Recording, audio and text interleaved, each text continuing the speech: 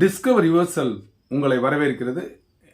இன்னைக்கு நம்மளுடைய discover your self சேனல்ல நிறைய நண்பர்கள் அந்த பேசிக்காக இருக்கக்கூடிய அந்த மினிமம் பாஸ் மார்க் பிஜிடிஆர்பியில் எவ்வளவு அப்படின்ற கேள்வி நிறைய பேருக்கு தெரியல.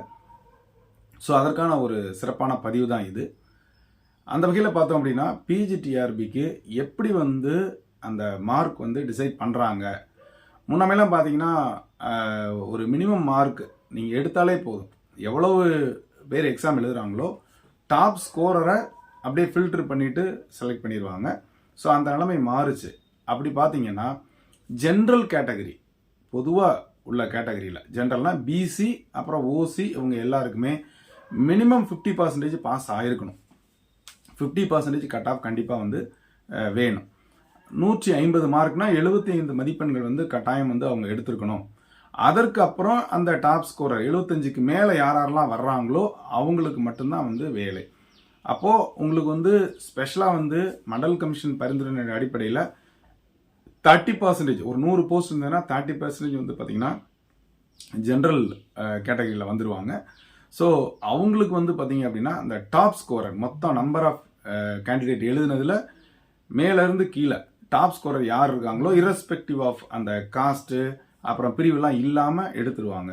அதுக்கப்புறம் பார்த்தீங்கன்னா இந்த ஓசி அல்லது பிசி இவங்களுக்கு மினிமம் 75 கட் ஆஃப் இருக்கணும். சப்போஸ் 75 கட் ஆஃப் இல்லை அப்படின்னா அவங்கள செலக்ட் பண்ண மாட்டாங்க. ஸோ திரும்பவும் வேறு எக்ஸாம் தான் மறுபடியும் கண்டக்ட் பண்ணுவாங்க. அவங்க எலிஜிபிள் கிடையாது. ஸோ அந்த வகையில் 75 மார்க் பார்த்தீங்க அப்படின்னா இந்த பிசி கேட்டகரியில் இருக்கவங்க எடுத்துருக்கணும்.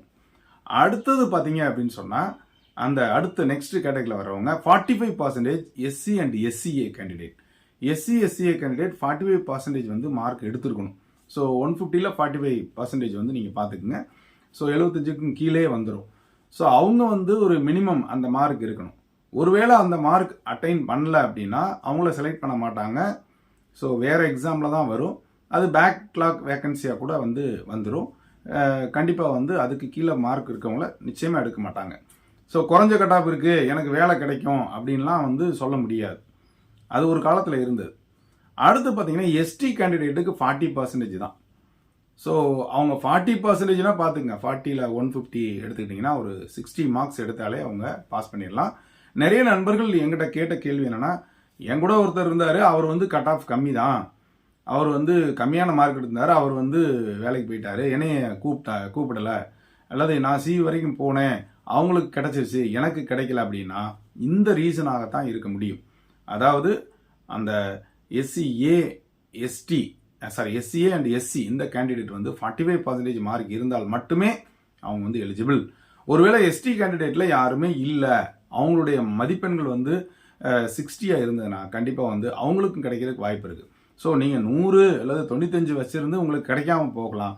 அந்த கேட்டகரி வைஸாக வரும்போது அவங்களுக்கு கிடைப்பதற்கான வாய்ப்புகள் இருக்கும். ஸோ இதை நம்ம புரிஞ்சுக்கணும். அதனால் குறைஞ்சா என்னை விட குறைவாக மதிப்பெண் எடுத்தவங்க என்னை விட குறைவாக கட் ஆஃப் எடுத்தவங்க வேலைக்கு போயிட்டாங்க அப்படின்ற ஒரு ராங் நோஷன் கிடையாது. ஸோ இதை நீங்கள் புரிஞ்சுக்கணும். வர்றதுல டாப் ஸ்கோரர் 100 பேரில் 30 பேர் ஜென்ரல் கேட்டகரியில் எடுத்துக்குவாங்க. அதுக்கப்புறம் தான் பிசிக்கு அந்த மினிமம் 50% எடுத்துருக்கணும். பிசி கேண்டிடேட்ல யாருமே 75 எடுக்கல அப்படின்னா நிச்சயமா செலக்ட் பண்ணவே மாட்டாங்க. அப்ப 75 அப்படின்றது கண்டிப்பா எடுத்திருக்கணும். 150க்கு நான் சொல்றது. எஸ்சி எஸ்சிஏ கேண்டிடேட் கட்டாயம் 45% மார்க்ஸ் அவங்கள்ட்ட நிச்சயமா இருக்கணும். எஸ்டி கேண்டிடேட்டை பொறுத்த மட்டும் 40% மார்க்ஸ் இருந்தாலே போதுமானது. 60 மார்க் இருந்தாலே போதும். இந்த கேட்டகரியில தான் அவங்க வருவாங்க. ஆனா இப்ப யாருமே அப்படிலாம் அந்த 60, 67, அப்போ 75 அதுக்கு மேலே இருந்தால் தான் அங்கே கட் ஆஃப் அப்படின்ற விஷயத்துக்கே வருது. இது போக தமிழ் தகுதி தேர்வு it is equal for all. 40% கட்டாயம் எடுக்கணும். அதாவது 50க்கு 20 மதிப்பெண்கள் கண்டிப்பாக எடுக்கணும். இது எல்லாருக்குமே தான். அது ஜென்ரல் கேட்டகரியாக இருந்தாலும் சரி, ஓசி கேட்டகரியாக இருந்தாலும் சரி, பிசி எஸ்சி எஸ்சிஏ எஸ்டி யாருக்குமே ஒரே மாதிரி அந்த 40% 20 மதிப்பெண்கள் எடுக்கணும். அப்படி எடுக்காத பட்சத்தில் அவங்க பேப்பர் எவாலுவேட் பண்ணவே மாட்டாங்க. அப்போது இந்த 2 விஷயங்களும் நீங்கள் தெரிஞ்சுக்கணும். தெரிஞ்சுட்டு நீங்கள் கீழே தர நம்பருக்கு கேள்வி கேளுங்க. ஸோ உங்களுடைய நண்பர்கள் குறைந்த கட் ஆஃபில் கூட போயிருந்திருக்கலாம். ஸோ அதற்கு காரணம் இதுதான்.